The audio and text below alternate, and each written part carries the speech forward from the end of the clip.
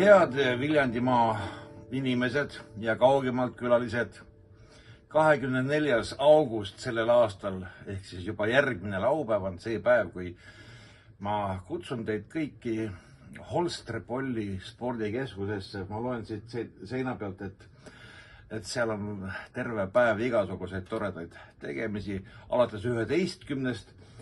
Kokku see on siis Viljandi valla külade päev ja päeva juhib Arlet Palmiste, aga kõige toredam on see, et meie koos ansambliga Justament tuleme teid tervitama alates kella 6 õhtul, nii et kohtume siis 24.